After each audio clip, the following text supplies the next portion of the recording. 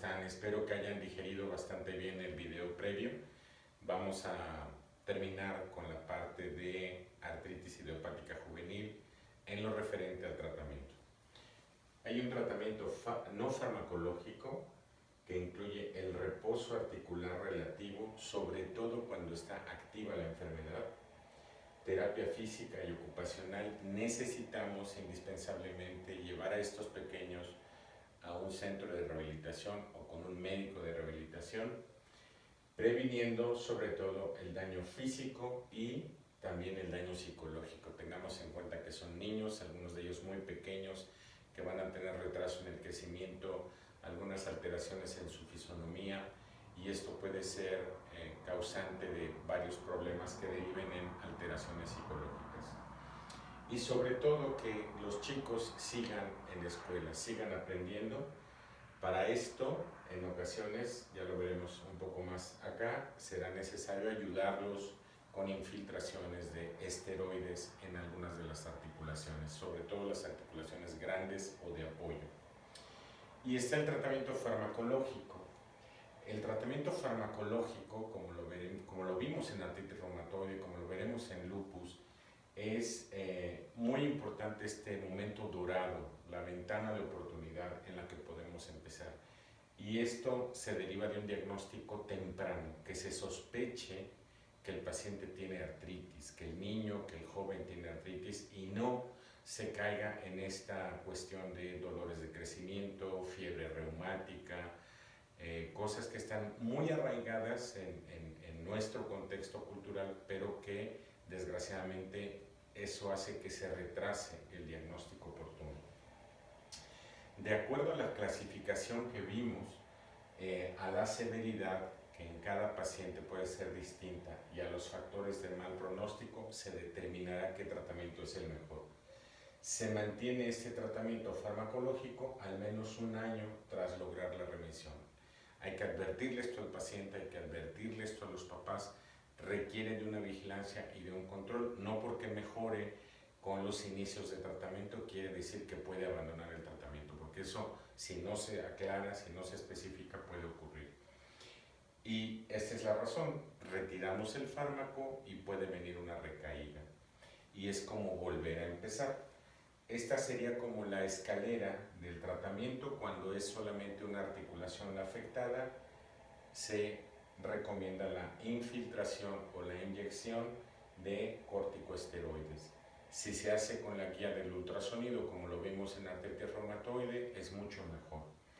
Está la forma oligoarticular, ya lo vimos, o pausia articular. Se recomienda en articulaciones grandes o de apoyo la infiltración de corticosteroides, el uso de antiinflamatorios no esteroideos y el uso de fármacos de acción lenta, modificadores de la enfermedad. Ya los conocen, en artritis reumatoide los vimos: metotrexato, en ocasiones leflunomida, sulfasalacina, que la conocemos más en nuestro medio como azulfidina, hidroxicloroquina, cloroquina. Y en la poliarticular, donde están afectadas muchas o varias articulaciones, más de 5, 6, 7, 8, se indica los fármacos modificadores de la enfermedad más o valorar la terapia biológica. Pueden ir juntos. Algunas terapias biológicas ya se pueden dar como monoterapias, pero esta es más o menos la escala que se sigue en los niños. Es muy importante aclararles dos cosas.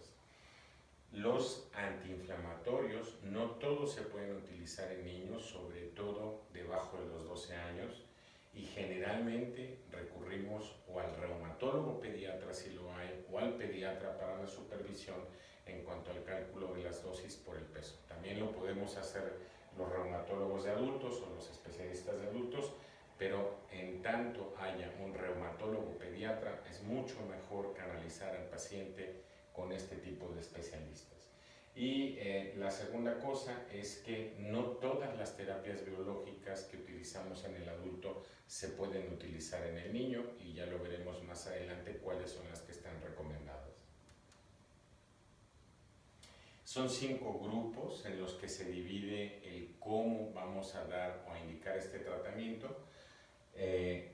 está el grupo de menos o igual a 4 articulaciones afectadas, el grupo 2 más o igual a 5 articulaciones, el grupo 3 donde la sacroiliaca está más afectada, el grupo 4 que es la artritis sistémica pero sin artritis activa, y también está la artritis sistémica con artritis activa, algunos de esos casos sin manifestaciones sistémicas. Hablamos de la enfermedad de Still. Y otra vez la guía será la actividad de la enfermedad y los factores de mal pronóstico. La actividad de la enfermedad la podemos medir por reactantes de fase aguda, proteína C reactiva, velocidad de sedimentación globular y la escala análoga visual, la escala del dolor. ¿Qué vemos en el paciente o qué nos refiere el paciente si puede o los padres, que también es importante? Y de acuerdo a esta clasificación, aquí están los grupos de tratamiento con la diapositiva previa, el grado de actividad de la enfermedad y FMP, factores de mal pronóstico. Vamos a ver brevemente, pueden hacer una captura de pantalla, pero para el primer grupo la actividad de enfermedad se valoraría por velocidad de sedimentación globular o proteína C reactiva, la escala global de la enfermedad o la EVA por el médico y el paciente. Ya conocemos esta escala, lo hemos visto en otras patologías, donde hay un rango de 0 a 10 o de 0 a 100, donde un extremo es el menor dolor y el otro es el mayor dolor posible que se puede experimentar. Y en este grupo, los factores de mal pronóstico serían que el paciente tuviera artritis de cadera o de columna cervical, la artritis de tobillo, muñeca, y que los reactantes de fase aguda persistieran altamente elevados. Y el otro parámetro de mal pronóstico es el daño radiológico. Esto es ver erosiones en una radiografía o algunas otras alteraciones que no se ven por radiografía, pero que se pueden ver por resonancia magnética o ultrasonido. En el siguiente grupo, aquí hay más articulaciones inflamadas, los parámetros son los mismos y los factores de mal pronóstico son los mismos, aunque en esta que es poliarticular, el factor de mal pronóstico o uno de los factores de mal pronóstico es el factor reumatoide elevado o los antipéptidos cíclicos hidrolinados positivos, también la artritis de cadera o de columna cervical. En el grupo de las sacroiliacas, donde está mucho más afectada la parte baja de la columna, la flexión que pueden hacer los pacientes, la prueba de flexión está muy afectada, muy comprometida, y aquí sí vale la pena señalar que el estudio de elección para las articulaciones sacroiliacas, uno podría creer que es la resonancia magnética, y es muy buen estudio porque puede detectar edema óseo, pero las corticales óseas se definen mucho mejor con tomografía axial computarizada. Entonces, si tienen acceso a una resonancia, estará perfecto, pero si no, con una tomografía de sacroiliacas se puede obtener un índice de daño. Y por último están estos dos grupos, donde está la artritis sistémica sin artritis, y con artritis. Estos nos vamos a guiar por la escala visual análoga, la presencia de fiebre como manifestación sistémica, aquí sin manifestación sistémica, solo por la presencia de artritis, y en la que se caracteriza por no tener artritis, pero por tener fiebre, está 6 meses de duración de la enfermedad sistémica con fiebre elevada, arriba de 38, 38,5, 39, elevación de los marcadores inflamatorios y requerimiento de corticosteroides sistémicos. ¿Qué quiere decir esto? Que no solamente vamos a utilizar la prednisona que vimos en la artritis reumatoide, que les recordaba yo que eran 10 miligramos máximo combinado con los otros fármacos o los antiinflamatorios no esteroideros, sino que aquí se puede o está justificado utilizar los bolos de metilprednisolona, o sea, dosis altas o dosis muy elevadas, pero en un corto tiempo para estos niños o jóvenes. Y en la otra, el mal pronóstico lo determina la artritis de cadera, que es una articulación grande de apoyo, y el daño radiológico manifestado por erosiones o disminución del espacio articular en la radiografía. ¿Cuál sería, de acuerdo a estos grupos, el tratamiento? Esto es muy importante, no los quiero llenar de tanta información, igual pueden hacer una captura de pantalla, pero básicamente estamos hablando que en el primer grupo, pocas articulaciones, ibuprofeno, ahí están las dosis para los niños, 30 a 40 miligramos por kilo por día, dividido en 3 o 4 dosis, o naproxeno, que son los AINES que más se utilizan en los niños. Puede haber infiltraciones con hexacetónido o acetónico de triamcinolona. En México es difícil conseguir la triamcinolona, por lo tanto podemos utilizar metilprednisolona o betametasona. La que más se recomienda es la metilprednisolona. Los factores de mal pronóstico son estos, no vamos a ahondar en ellos, pero lo importante de esta tabla es que si no responde a esto y existen factores de mal pronóstico, vamos a pasar a metotrexato. Recuerden, metotrexato como en el adulto, 10 a 15 miligramos por metro cuadrado por semana, más el suplemento de ácido fólico. Si este paciente además tuviese artritis y entesitis, inflamación del sitio de unión de un ligamento, de un músculo o de un tendón al hueso, acuérdense de las entesis, el tendón de Aquiles, la fascia plantar, el ligamento infrarrotuliano, podemos utilizar sulfasalacina, 50 miligramos por kilo por día. Y si esto no funcionara, podríamos pasar ya al biológico, sobre todo a los anti-TNFs, a los antifactor de necrosis tumoral alfa, que ya hemos visto algunos de ellos. Aquí están el etanercept o el adalimumab, que están autorizados por la FDA para su uso en niños.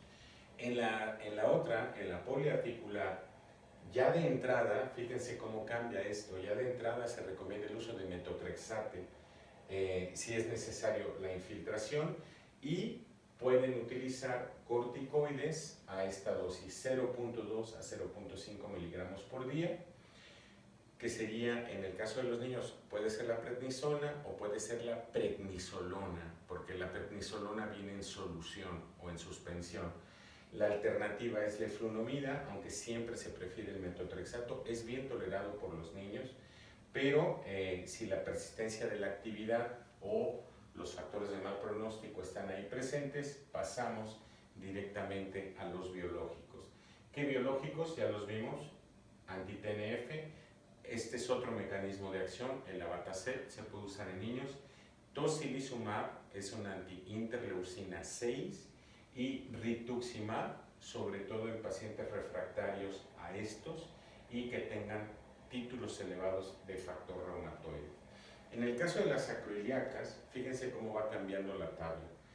Nos vamos directamente al biológico. ¿Por qué? Porque las sacroiliacas y la inflamación a nivel de la espalda, de las vértebras, no suele responder bien a los fármacos modificadores de la enfermedad tradicionales, llamémosles así.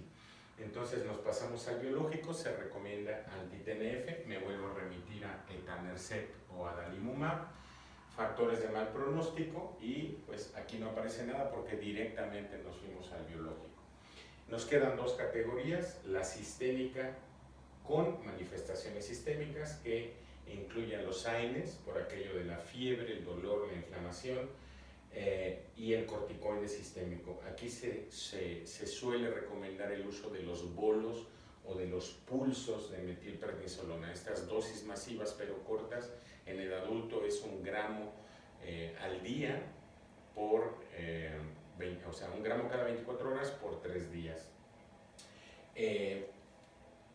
Los factores de mal pronóstico en este caso serían que persistiera la fiebre, que hubiera elevación de los reactantes de fase aguda, o que este paciente, independientemente de que se iniciara con bolos, tuviera requerimientos de prednisona. Recuerden la dosis de prednisona aquí, de corticoide oral, de arriba de 0.5 miligramos por día. Por lo tanto, ese grupo pasaría al biológico, que sería un anti-interleucina 1, el antiinterleucina 1, que no viene descrito aquí, que sí hay en otros países, pero en México no, es el anakinra. El nombre comercial en otros países es el Kineret. Pero sí que tenemos antiinterleucina 6, que es el tocilizumab.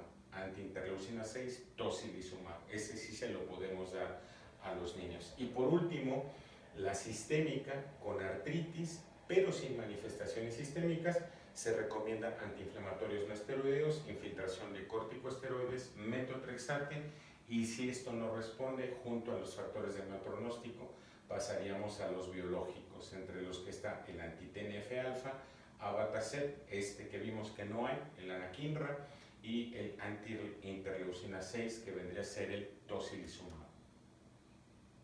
Estas son las referencias.